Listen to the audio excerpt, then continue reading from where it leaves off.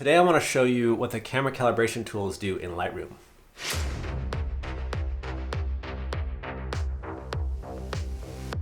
If you've been using Lightroom for a while, you may have seen these little tools here in the bottom right called Calibration. And what these do is they affect your color primaries, and you can also do some tints here. And these work a little different than like a channel mixer or the color balance in that they affect more than the colors than what they are. So if you have a blue here, you can see how it affects like a whole bunch of colors. And I think this has to do with like it being part of the primary channel. Whereas like if you think about your Bayer sensor, it's made up of 3 different colors, the red, the greens, and the blues, and they all affect the final output of the image. So messing with one of these can mess with several of the colors. And then you can see the tints here. Now these tints work a little different than your regular tint up here for your color balance, that it only really affects like the midtones and the shadows. So they definitely are a different tool, and you can leverage them to do some cool things with them. Now for years I never really used these. I mostly just would only do like maybe a slight touch here or there until I really learned like what they can do. And they have a couple really nice uses, and one of them I use it for landscape photography, and I use it to like shift the whole image to have like a nice color harmony. If I'm going for one, you see a lot of people do on their landscapes like the orange and teal look, and this is how you can kind of get that. So you can adjust your blues here, so your blues become teals, and you can adjust your reds so that your reds become more orange or yellow. And you can see just already right there that that's having that effect.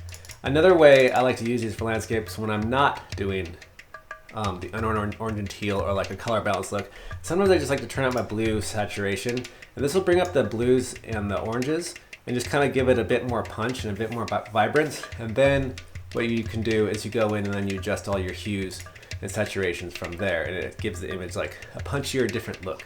But the main thing I use these for is all my presets. So you guys always see my photos in my reviews and stuff, and they all have like this certain look to them. And how all these start is with the camera calibration tools down here on the right. And what they all do is they all have like this own sort of color harmony or shift that they're all like trying to be, and they're trying to create like something unique with a certain shift. And so they all have a slightly different look and shift to them as the start base look. So today I'm going to walk you through basically how I can use these to shift around my colors to create like a film look, because this is like kind of what they're really all about. I mean, they've been in Photoshop for forever, and I think they're a part of like the film days when film would come in with these weird shifts just from like strange processing or expired film or whatever, and this allowed you to fix things a little bit. But today we're going to use these to unfix things from being so perfect like a shot like this into being a little bit more off like film would be, or having like a little bit more of a film harmony to it. So when I start adjusting these, first thing you kind of want to do is switch your profile to maybe like a Adobe Standard or Adobe Color. So it just gives you just a nice neutral like starting point that's good, because if you're using your camera's built-in looks are all going to be all over the place. So I usually start with Adobe Standard or Adobe Color, which is why I have my presets here, so you can apply your presets to just like a base look without like anything crazy going on. And I usually start with the blue channel, and typically with the blues you can go let me break these up. Typically with the blues you can go left with these and create the blues to have like a mintier look to them, a bit more teal. I've never really been able to build a successful look with the blues going to the right, so I always start going down to the blues, down to the more teals, and then you can adjust your saturations to go so it's well balanced here. And then the next I use the greens. The greens can go either way. For this series of photos, I'm going to push my greens to the right because I want everything to have like a warmer, more of a red punchy color. So I'm going to bring the greens up a little bit just to kind of give like a more of a sepia look, or sepia. I don't know how to say that. I don't know. It's one of those words that everyone says different ways, like Nikon and bokeh. Anyways, I say sepia. So, or sepia. I don't even know what I say. Sepia. I think I say sepia. God. Anyway, so I'm gonna push these all to give the images a bit warmer of a look. And then reds, I like to go right on these. I think you can go left. You can kind of see if you go too left, it turns your reds into like this magenta digital weird, you know, this going left can make things look weird, but going too far right kind of just turns your reds into yellows and oranges. So I usually go right, and then you can play with your saturation a little bit on these. And then you want to get basically a nice balanced look as much as possible with these. But your goal is to have like a certain kind of harmony or a certain shift to the image that looks natural and looks like pleasant. And then the shadows here, you can adjust these, or the shadow tint here, you can adjust these. If you want your image to look a little bit warmer, I usually go up 5, or you can go up 5, or a little bit, you know, on your into the purples. And then once you've had this look shifted, you can kind of see like the colors are kind of broken. There's like the balance between them is all way off. Like his skin is a little bit too red. Some of the blues are a little bit too weird looking. So after you do all that, you'll go into your hues here and your colors and your luminance and start fixing things. So he's a bit strange looking, so I'm going to bring the reds up and the oranges up and the yellows up to kind of put those back to where they should be, giving them like a little bit more of a natural skin tone. And then you can see my blues here. They're probably, let's see, they're just not quite right. So I'm gonna play with them, the aquas and the blues. Probably bring them up. No, bring them down a little bit. And I think they just need less saturation, ultimately.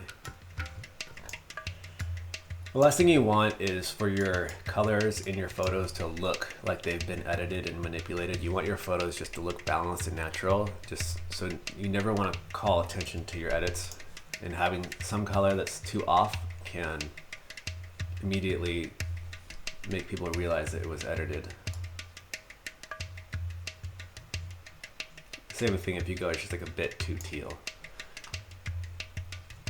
Okay, and then let's bring down some greens, bring the yellows down a little bit. That's overall this image is a little saturated.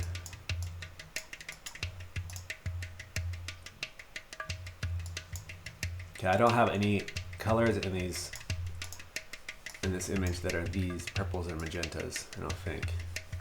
Yeah, so I can't do anything to these. Okay, the next thing you want to do is like start balancing out the brightness of your colors. And there's a trick to this. If you bring them up, you're going to lose some saturation in that color. So if you're moving things up, you may want to also bring back up the saturation. If you move them down, you may want to take away some saturation. See, like you can see when I darken the blues, they get like a really dark blue. And this is actually a kind of a, if you ever want like really deep dark colors, this is a way you can do that. You darken them and then leave the saturation, adjust the saturation.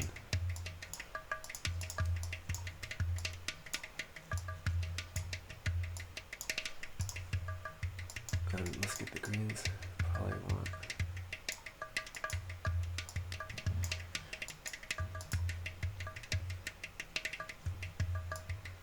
It's just weird because these trash cans were already such a weird color.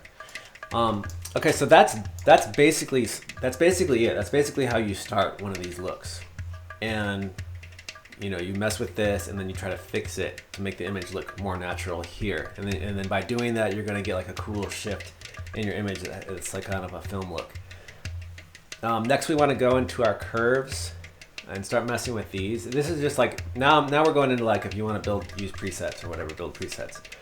For my presets, I always like to reduce or increase the dynamic range or reduce the contrast with this here. Let's just go down to 0 and then bring that in, rebuild the tone curve with the curves tool, so I can get like a bit more contrast in the shadows and a bit less contrast in the highlights.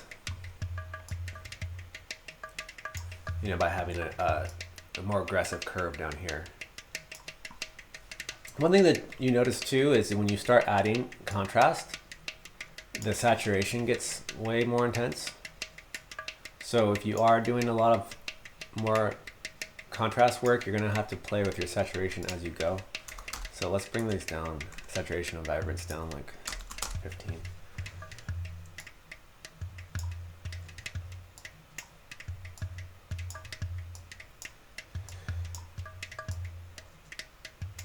So here we go. We have like this pretty cool film look, kind of muted colors with a nice shift to it already right here. And then of course you can fade it here with your curves. And then, so once you've done that, like if you guys have seen my other videos where I go in here and I copy these curves in here and make sure they're the same. And then that way I have this second luminance curve to play around with and do more things to. But that's gonna take too long for this video, so we're just gonna like fine tune this. Like now that we've built this look, let's try it on a few different images. So like here, you can see it's looking cool. And this is how you'll like make sure your look looks good, is you wanna go through like a million different photos and keep balancing things, keep tuning things, because you know, as you saw, none of these photos have magenta or purple in them, so I can't even adjust these colors. So let's go in, let's check this. This has a bunch of colors in it. And then also it's good to play with these on different cameras. Like this here was shot on a Canon and the other ones were shot on the Nikon. And so yeah, this is a pretty cool, like kind of a warmer tone look. And we did this all by adjusting these, mostly. This is like the primary thing. And then let's try this landscape. A bit too teal and blue in this one. So I can probably go in here and just shift the white balance to fix that.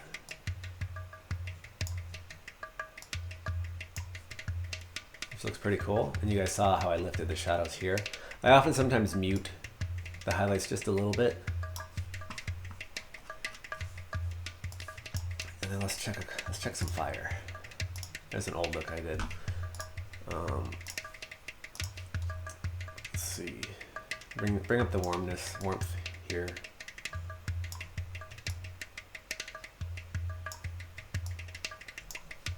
So yeah, that's looking pretty cool. Adobe Standard. You can see Adobe Color has a bit more punch, especially in like the reds. Like watch this. See, it's a bit more contrast. Reds pop a little bit more. Let's see this one. Ooh. Oh yeah, that's because I've adjusted all this stuff. Also, if you guys are making presets on your own and you're building looks,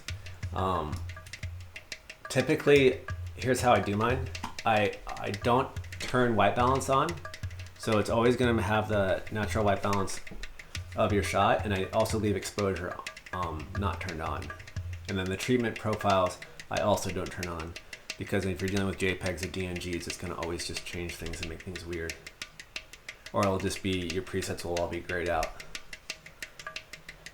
But yeah, that's basically it. That's how you can use, so that's basically how you can use these camera profiles to give yourself sort of a film look.